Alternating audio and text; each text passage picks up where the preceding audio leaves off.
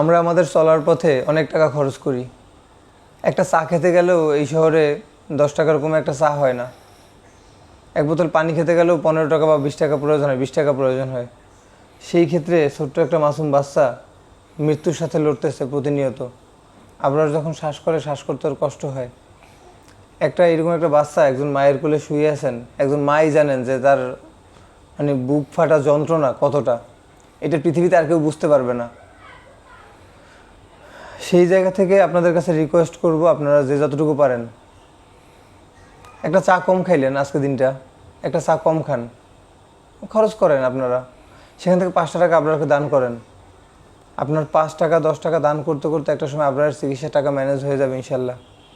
আপনার দুনিয়াতে বেঁচে থাকবে, আপনার মায়ের কোলে বেঁচে থাকবে।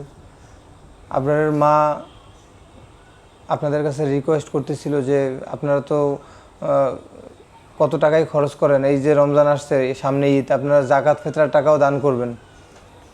সেক্ষেত্রে আপনার যতটুকু সম্ভব হয় এই ছোট্ট মাসুম বাচ্চাটার পাশে দাঁড়ান। আমি এতটুকু আপনাদেরকে বলতে পারি একজন অ্যাজ এ মুসলিম হিসেবে বা একজন মানুষ হিসেবে, যে আপনি যদি এই ছোট্ট বাচ্চাটার পাশে দাঁড়ান, আপনার দানটা বিফলে যাবে না ইনশাল্লাহ।